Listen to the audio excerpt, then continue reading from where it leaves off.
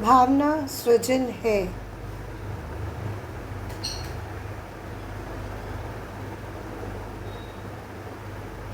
जब जब आपकी भावना और इच्छा के बीच संघर्ष होगा, जीत भावना की ही होगी। नेविल गार्डर्ट 1905 टू 1972 नव विचारवादी लेखक। भावनाओं के क्षेत्र। मैं चाहती हूँ आप यह समझ लें कि जब आप अपनी अच्छी भावनाओं के माध्यम से प्रेम देते हैं तो आपके साथ क्या होता है। तब जीवन सचमुच भव्य बन जाता है। भावनाएं आपके चारों ओर एक चुंबकीय क्षेत्र का निर्माण करती हैं जो आपकी पूरी तरह घेरे रहता है। यह चुंबकीय क्षेत्र हर व्यक्ति के चारों ओर होता है, इसलिए आप जहाँ भी जाते हैं यह चुंबकीय क्षेत्र भी आपके साथ साथ जाता है। प्राचीन चित्रों में आपने इससे मिलती जुलती चीज़ देखी होगी, जिनमें किसी व्यक्ति के चारों तरफ ऑरा या आभा मंडल दिखाया गया हो। देखिए, हर व्यक्ति के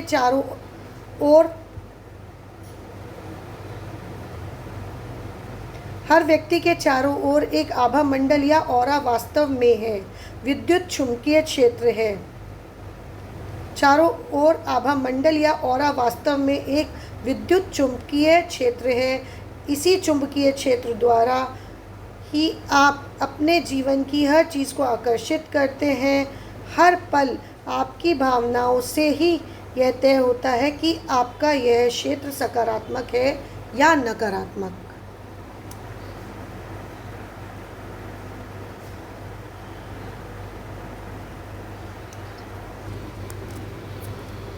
हर बार जब आप अपनी भावनाओं, शब्दों या कार्यों के द्वारा प्रेम देते हैं तो आपके चारों ओर के इस चुंबकीय क्षेत्र में प्रेम बढ़ जाता है। आप जितना ज़्यादा प्रेम देते हैं, आपका चुंबकीय क्षेत्र उतना ही बड़ा और शक्तिशाली बनता जाता है। आपके चुंबकीय क्षेत्र में जो भी होता है वैसी ही चीज़ आपकी ओर ज़्यादा आकर्षित होती है। आपके चुंबकीय क्षेत्र में जितना ज़्यादा प्रेम होता है, आपके पास अपनी मनचाही चीज़ों को आकर्षित करने की शक्ति भी उतनी ही ज़्यादा होती है। आप ऐसे बिंदु पर पहुंच सकते हैं जहां आपके क्षेत्र की चुंबकीय शक्ति इतनी सकारात्मक और शक्तिशाली हो जाती है कि किसी अच्छी चीज़ की कल्पना करते ही वह तुरंत आपके जीवन में प्रकट हो जाती है। यह आश्चर्यजनक शक्ति आपके पास पहले से ही है। यह प्रेम की प्रबल शक्ति है। सोचने और महसूस करने की अपनी क्षमता के कारण ही आप पूरी सृष्टि पर शासन करते हैं। नेविल गार्डर्ट 1905 टू 1972 नव विचारवादी लेखक। मैं आपको अपने जीवन की एक बहुत सामान्य सी घटना बताना चाहती हूँ जिससे आप समझ पाएंगे कि प्रेम के परिणाम कितनी तेज़ी से मिल सकते हैं। मुझे फूल बहुत पसंद हैं, इसलिए मैं हर सप्ताह ताज़े फूल खरीदती हूँ क्योंकि उन्हें देखकर मुझे खुशी महसूस होती है। प्राय मैं किसानों के हाट से फूल खरीदती हूँ, लेकिन उस सप्ताह बारिश के कारण हाट नहीं लगा, इसलिए मैं फूल नहीं खरीद पाई। फूल न मिलने के बावजूद मेरी प्रतिक्रिया सकारात्मक ही रही।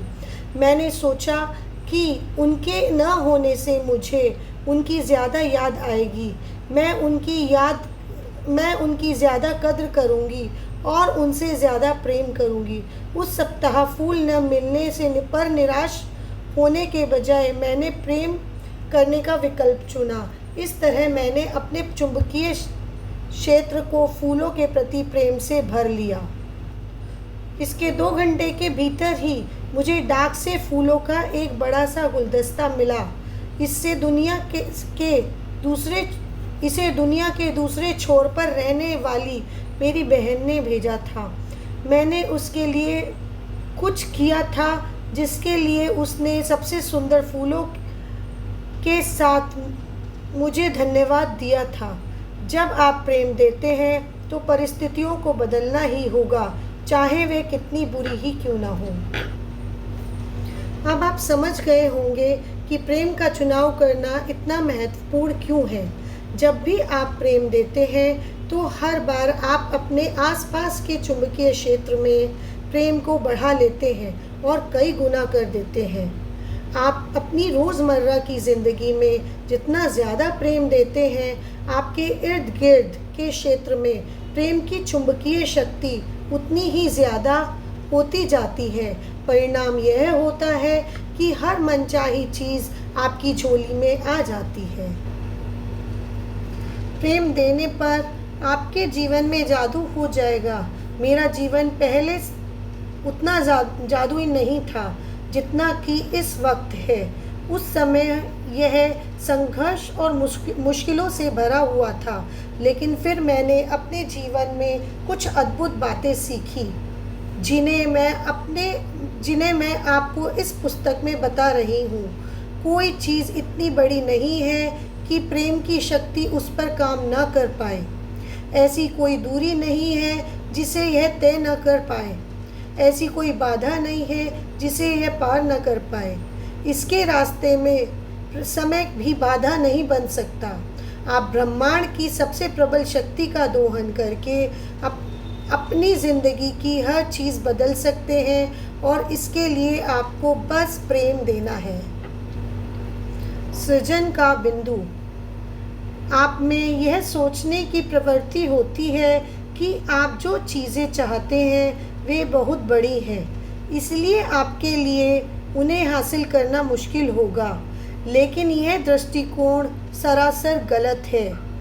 जब आप सोचते हैं कि कोई चीज़ बहुत बड़ी या मुश्किल है, तो वास्तव में आप आकर्षण के नियम से यह कह रहे हैं, यह इतनी बड़ी है कि इसे हासिल करना मुश्किल है और इसमें बहुत समय लगेगा।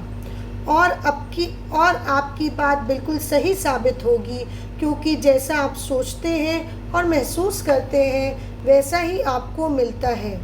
अगर आप सोचते हैं कि आपकी इच्छा सचमुच बड़ी है, तो आप ही उसे साकार नहीं होने दे रहे हैं। परिणाम यह होता है कि आपको अपनी मनचाही चीज़ मुश्किल से और देर से मिलती है। हमेशा याद रखें, आकर्षण के नियम के लिए कोई चीज़ बड़ी या छोटी नहीं होती। आकर्षण के नियम के लिए समय का कोई बंधन नहीं होता। सृजन का सही दृष्टिकोण पाने के लिए आप यह उपाय आजमा सकते हैं। आपकी मनचाही चीज़ चाहे जितनी बड़ी हो, उसकी कल्पना एक बिंदु की तरह करें। आपकी इच्छा कुछ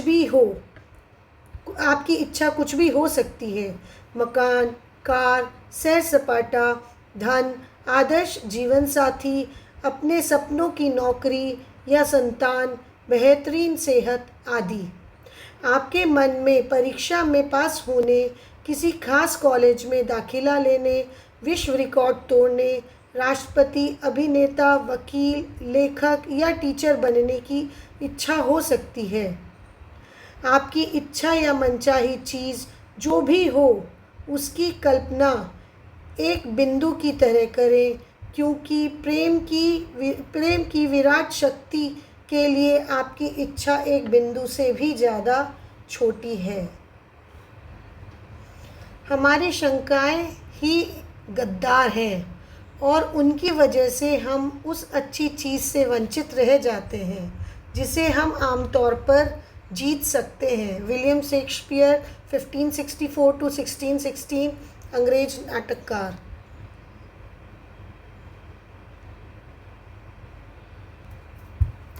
यदि आपकी आस्था डगमगाने लगे तो एक बड़े गोले के केंद्र में एक बिंदु बनाएं और उसके पास अपनी मनचाही चीज़ या इच्छा का नाम लिख दें। इस ड्राइंग को बार बार ज़्यादा से ज़्यादा बार